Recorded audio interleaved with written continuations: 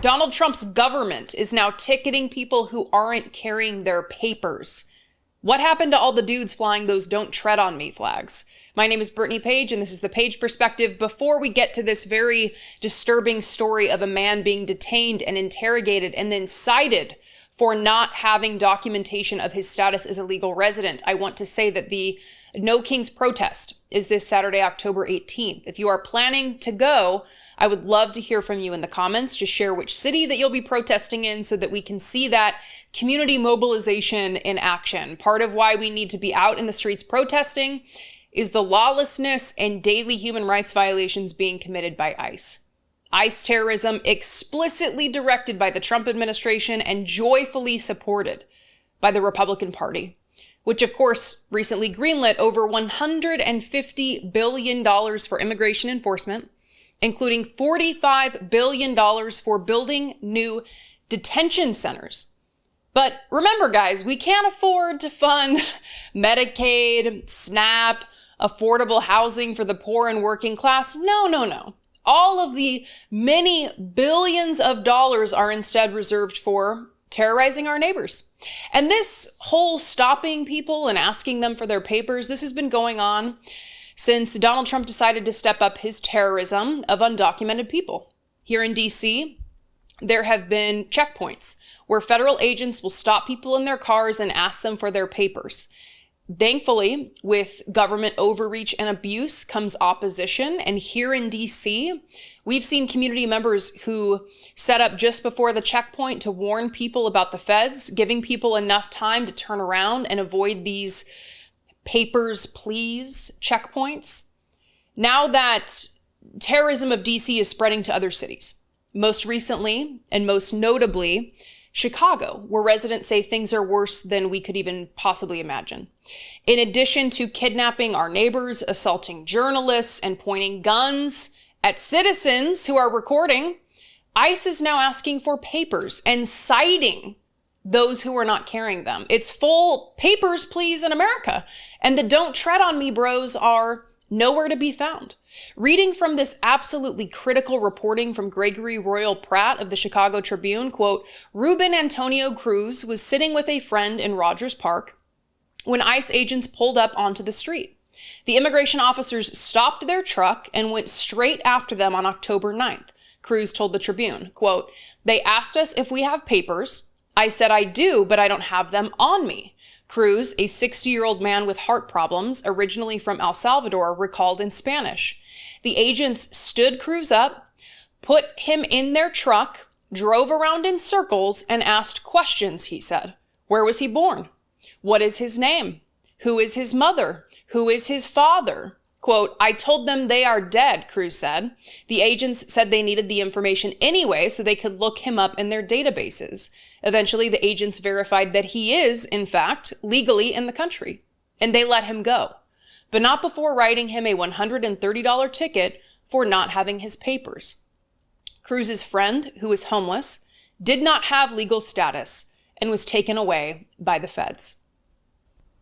Happening right before our eyes, everybody. And I hate to say it, but somewhat of a miracle that Ruben wasn't actually taken despite his legal status, because we've seen so many recent examples of ICE taking people with legal status, taking people who are citizens. Last week, we saw a reporter named Debbie Brockman violently assaulted and detained. She was later released, but those filming her assault rushed over to ask her name because some people's only chance at accountability here is someone rushing over to document the crimes, document that someone is being detained.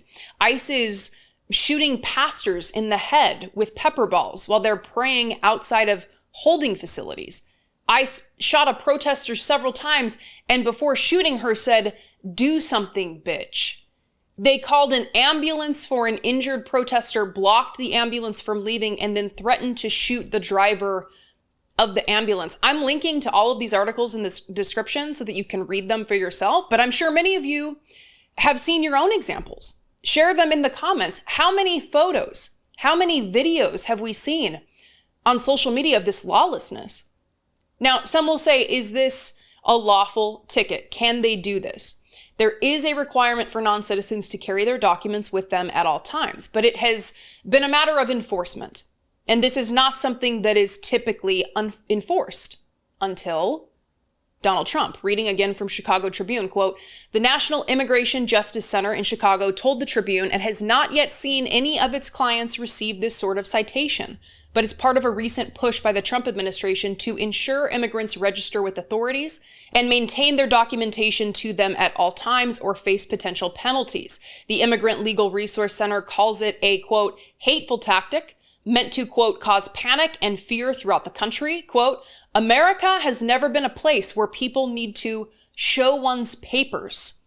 Ticketing a lawful permanent resident and forcing him to appear in court and pay a fine for not carrying their papers is unnecessary and cruel," said a communications director for the ACLU of Illinois.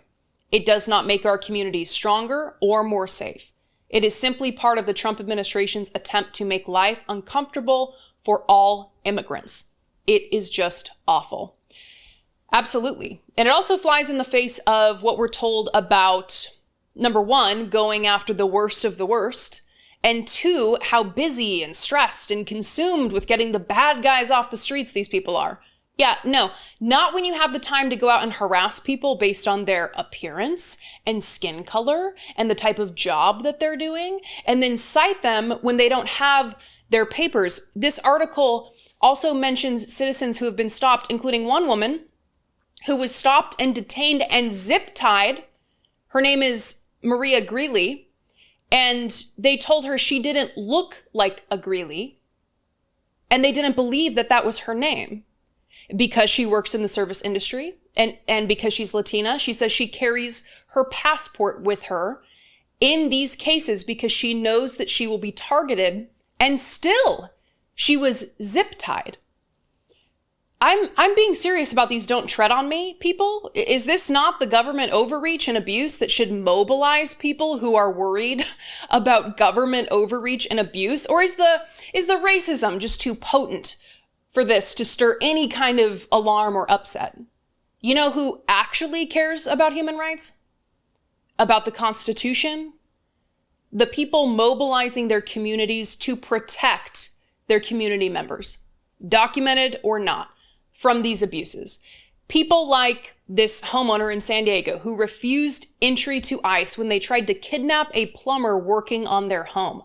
Quote, "Federal immigration agents conducted operations in Logan Heights and southeast San Diego on Friday, with community members capturing footage of the enforcement actions that resulted in mixed outcomes for authorities. In one incident on 32nd and Webster Street, masked Border Patrol agents attempted to arrest a plumber working inside a Logan Heights home, but left empty-handed after the homeowner refused them entry. Cell phone video shows the 30-minute back and forth between the agents, the homeowner, and community members who gathered to protest the operation. The homeowner told agents she would not allow them inside because the warrant they presented did not include her address and lacked a judge's signature. Community advocates with Union del Barrio, which conducts immigration enforcement patrols, supported her decision. Quote, "Based on that, we were able to maintain not only our presence, but she was able to defend her constitutional right not to let them in," Benjamin Prado said. That's right. We can and should oppose these efforts to terrorize our communities, and we need to support our neighbors, and not just because people who are citizens are being targeted too. No, we should support our communities because it is the right thing to do. It is wrong that people are afraid to step outside, afraid to walk their children to school, afraid to go to work, afraid to go grocery shopping, wondering when they will encounter an ICE agent hopped up and ready to stomp on their rights, eager to stop them based on their appearance, zip tie them, interrogate them, ask for their papers. I hope this is a turning point for people who have historically defended ICE, defended the police, suggesting that things like the defund the police movement went too far. I think we're seeing every day that these movements were reasonable, correct, and moral. These organizations have been able to act with impunity, and now we have the opportunity to be the opposition. Record ICE. If you see someone detained, ask them their name, how to contact their family. Show support to those who are targeted. Don't let ICE in your home. Stand with your neighbors. Abolish ICE. I'd love to hear from you on this. Please share your thoughts in the comments below or call and leave me a fewer than 3-minute voicemail at 202-656-1509 or send an email to info@thepageperspective.com. You can always support my work by becoming a channel member. For as little as $1.99 a month, you can click the join button below to do that. Or you can go to patreon.com/idoubtitpodcast. Please make sure you're subscribed to the channel by clicking the subscribe button. That is free. Please feel free to follow me elsewhere on social media. I'm on Instagram, Threads, Blue Sky. And as always, thank you so much for being here. Take care. I'll see you next time.